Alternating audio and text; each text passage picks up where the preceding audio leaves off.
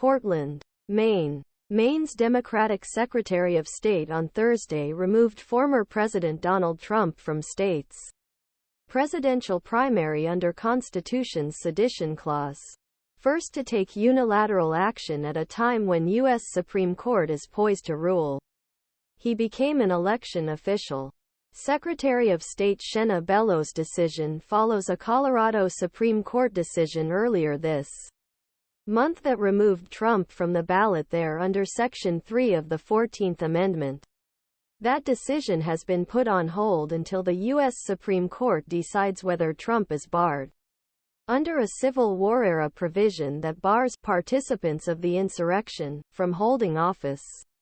The Trump campaign said Bellows' decision would be appealed in Maine state courts, and Bellows put his decision on hold until the court system rules on the case.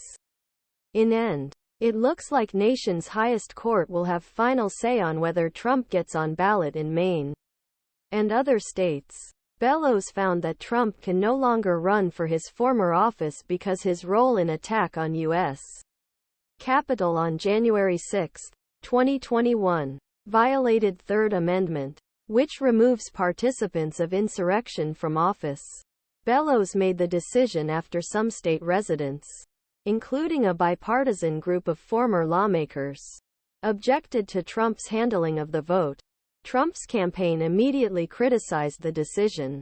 "We are witnessing in real time the attempted election theft and disenfranchisement of American voters," campaign spokesman Steven Cheung said in a statement. Legal experts said Thursday's decision shows that the nation's highest court, which has never ruled on Chapter 3, needs to clarify what states can do. Until there is final and definitive guidance from the U.S. Supreme Court, it is clear that these decisions will continue to emerge and inconsistent decisions will be reached. Rick Hasen said, "It seems certain that SCOTUS will have to address the merits sooner or later. Although Maine has only 4 electoral votes, it is one of 2 states that divide them.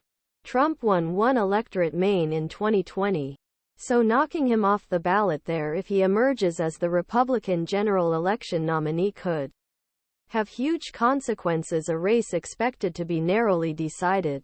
That's stark contrast to Colorado, where Trump lost by 13 percentage points in 2020 and is not expected to run November if he wins the Republican presidential nomination. Bellows acknowledged that the U.S. Supreme Court will likely have the final say in its decision, but said it was important for him to fulfill his official duty. That won praise from former state lawmakers, who filed one of the petitions that forced him to consider the lawsuit.